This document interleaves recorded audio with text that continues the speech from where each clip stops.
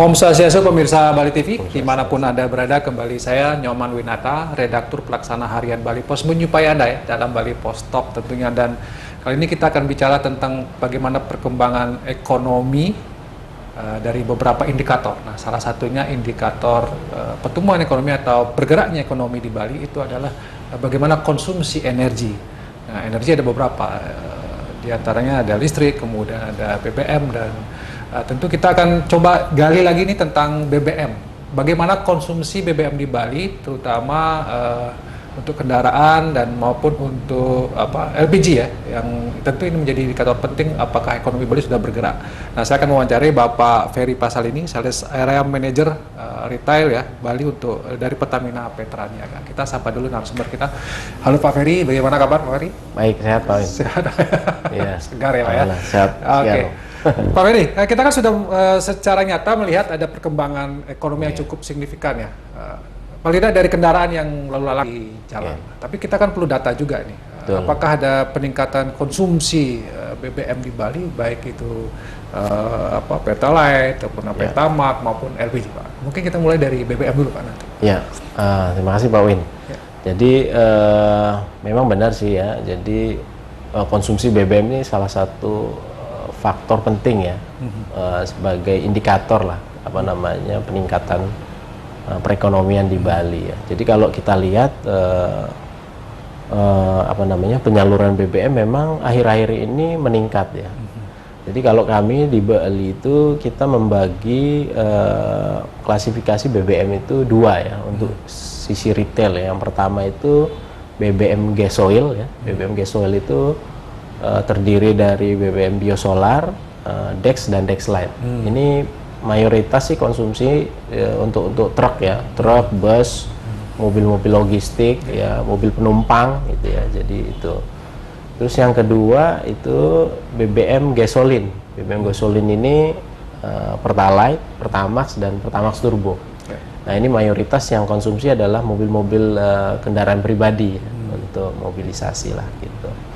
Nah, ini kalau kita lihat memang benar, kalau kita bisa secara kasat mata aja lihat ya di jalanan, di Denpasar atau di kota-kota di Bali lainnya itu sudah mulai rapid ya. Jadi banyak sekali mulai macet ya. Macet ya. Ya, beda dibandingkan dengan dulu waktu saat kita pandemi.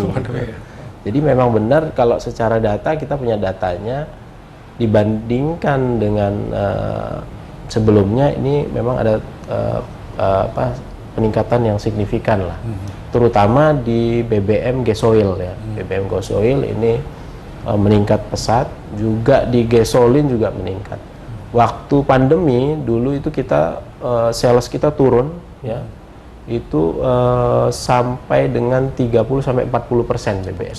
Jadi biasanya misalnya kita rata-rata menyalurkan 100, ini menjadi cuma 60 atau sampai 70 saja.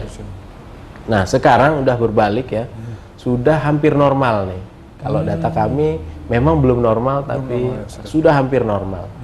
Jadi untuk yang gasoil tadi, solar, Dex dan Dexlite tadi itu sudah cuman tinggal 1% lagi menuju normal gitu loh. Jadi ya biasanya misalnya kita salurkan 100, ini kita udah salurkan 99. Ya? Jadi sudah hampir normal lah, udah bisa kita bilang ini sudah kembali normal lah. Artinya normal yang dimaksud adalah ketika sebelum pandemi. Sebelum pandemi ya. Kita ambil sampel itu sebelum bulan Maret 2020 ya. Ya. Sudah minus 1 berarti ya? Ya sudah ya 1%. Ya kita bisa anggap inilah ya Pak Win ya, sudah normal lah ya untuk gasolin. Nah, untuk yang gasolin itu memang sudah meningkat juga. Tapi kalau kita bandingkan sebelum pandemi itu masih under sekitar 7%. 9%. 9%. Artinya kalau biasanya kita menyalurkan dulu sebelum pandemi 100, sekarang ini sudah 91 lah. Jadi sudah mendekati normal juga gitu. Kalau dari pasokan atau ketersediaan BBM tidak ada masalah ya Pak Ferry ya? Karena kemarin kan ada juga sedikit gejolak setelah ketika Pertamax naik, Pertalite-nya. Kalau di Bali aman-aman saja sebenarnya Pak Ferry? Ya memang begini, kemarin itu ada memang sedikit gejolak lah. Tapi itu kami lihat masih wajar karena kan ada kenaikan harga BBM ya. Pertamax itu naik ya, cukup signifikan, cukup tinggi. Memang kami sebenarnya sudah lama menahan harga di situ ya. Sebenarnya harga keekonominya lebih tinggi lagi dan akhirnya setelah disetujui oleh pemerintah itu bisa dinaikkan. Nah, begitu naik itu disparitas dengan Pertalite ini menjadi sangat besar ya kan, cukup besar. Tadinya cuman mungkin 1.500-an ya.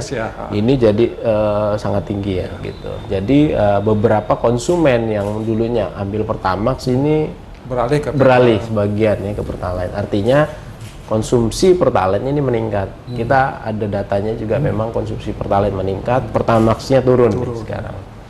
Nah, jadi karena pergeseran itu jadi ada beberapa SPBU tapi minoritas lah ya. Yang sempat habis ya kan, yang dibilang langka ya. Tapi itu hanya beberapa ya Pak Ferry ya? Ya hanya beberapa. Kalau kita hitung itu nggak sampai tangan saya penuh lah itu, yang sempat kosong. Tapi itu sekali lagi bukan langka ya Pak Win. Artinya dia itu kosong sementara. Artinya kita akan supply lagi. Paling lambat besok kan kita supply lagi. Jadi SPBU itu harian itu kan kita supply. Ada yang sekali, ada yang 2 kali supply. Nah sekarang sudah tidak ada masalah lagi Pak Ferry. Kalau kita lihat ya, karena kita juga lihat nggak ada antrean di SPBU ya. Jadi kalau antrean masih ada, tapi yang penting kan BBM-nya ada ya. Gitu. Baik, kita menginjak ke LPG juga ya Pak Ferry ya, bagian dari Pertamina Pertagas ini. Jadi Pertaniaga ini, apakah memang ada peningkatan juga atau stabil malah, tidak ada perkembangan? Ya. Jadi LPG itu kami bagi dua juga ya, LPG subsidi dan non subsidi. Kalau LPG subsidi itu yang melon itu ya Pak Win, yang 3 kilo. Memang itu mayoritas.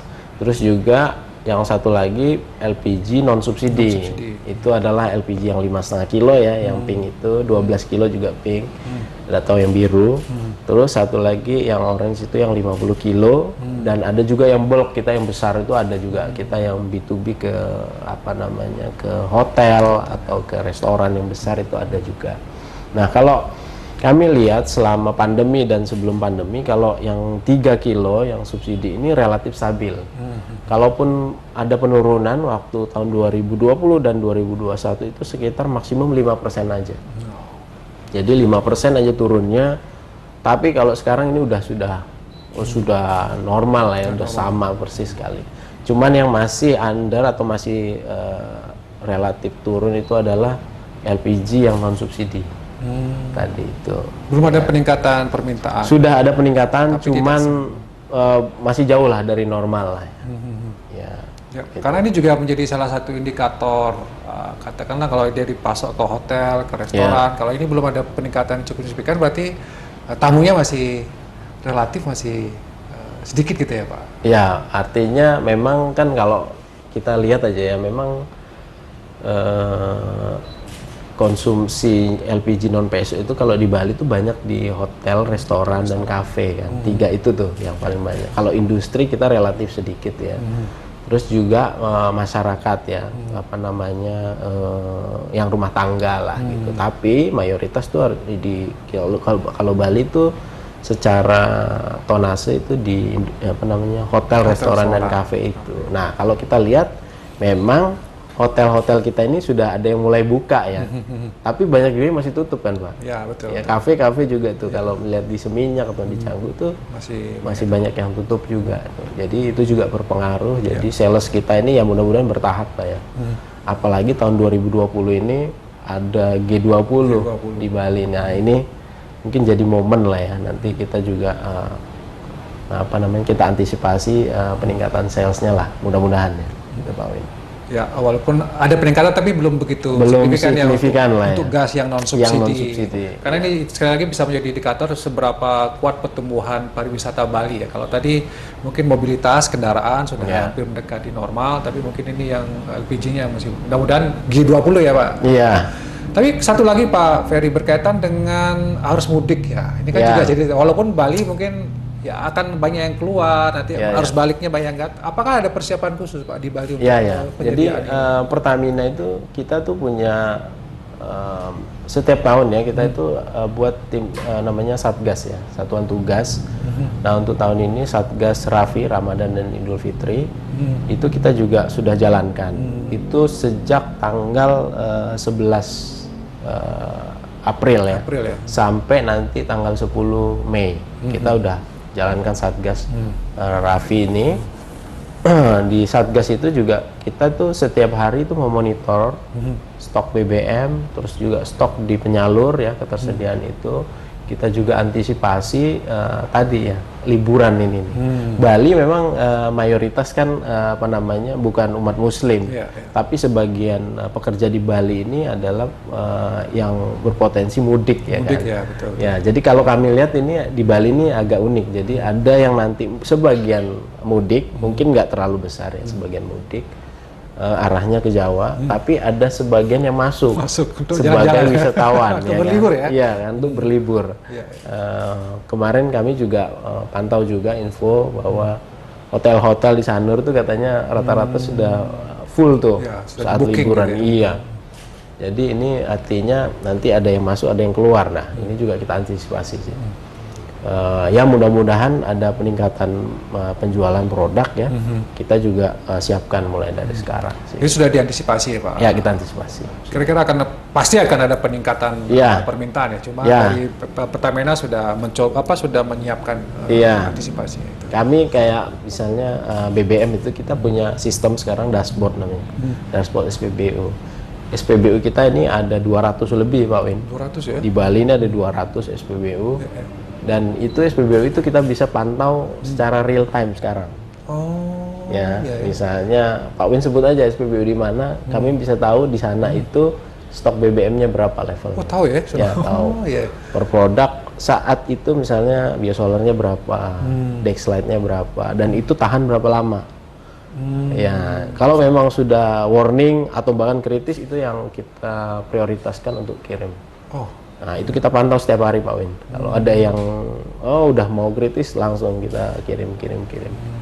Dan kita ini di Satgas ini kita juga antisipasi supaya pembelian BBM lancar, kita tuh ada apa namanya, fasilitas kredit untuk SPBU. Jadi kalau dia belum punya uang, kita bisa kirim barang. Pokoknya kirim barang dulu lah. Iya, yang penting SPBU-nya nggak kosong kan gitu. Ya, bayarnya bisa belakangan. Iya, ada fasilitas kredit. Betul. Jadi ini semua tujuannya untuk menjamin ketersediaan bahan bakar di masyarakat ya, Pak Ferry. Ya, oke. Karena waktu Pak Ferry, mungkin sebagai closing statement ada yang Pak Ferry ingin sampaikan kepada masyarakat. Ya, sebagai pengguna ya, katakanlah BBM, dan juga mungkin kepada kawan-kawan yang mengelola SPBU, apa yang mesti ya baik. Ini mungkin imbauan sedikit ya. Jadi untuk wilayah Bali, Pertamina ini menjaminlah ketersediaan BBM. Jadi jangan takut masyarakat Bali ataupun nanti turis yang datang, kami ada Satgas Ramadan Idul Fitri, dan ini siaga nih. Kita siaga untuk antisipasi tadi lonjakan permintaan barang-barang terkait BBM dan LPG. Jadi kalau misalnya ada masalah atau ada kekurangan atau ada apapun, bisa kontak di call center kita di 135. Pertamina call center 135. Dan juga mungkin kami menghimbau nih untuk masyarakat, terlebih yang mungkin punya ekonomi yang lebih baik ya, lebih mampu, gunakanlah BBM yang tidak bersubsidi ya. Jadi pakailah BBM Pertamax dan Pertamax Turbo, atau kalau yang dieselnya itu adalah Dex atau Dexlite gitu. Dan juga LPG, pakailah bright gas ya, dibanding LPG atau BBM yang bersubsidi tadi. Biarlah yang subsidi itu untuk masyarakat yang lebih membutuhkan lah gitu. Mungkin itu saja. Ya, Pak. Terima kasih Pak Ferry atas informasi dan juga himbauan terakhir ya. Saya sepakat memang yang mampu ya Pak Ferry gunakanlah yang non subsidi, karena yang subsidi itu hanya untuk mereka yang tidak mampu. Dan ini juga untuk bagian dari bagaimana menjamin ketersediaan energi sehingga tidak terjadi kelangkaan yang ya tentu kalau sudah terjadi kelangkaan akan merugikan kita semua. Demikian wawancara saya dengan Pak Ferry pasal ini. Saya ucapkan terima kasih atas perhatian Anda. Saya tutup dengan Om Santi. Terima kasih, sampai jumpa.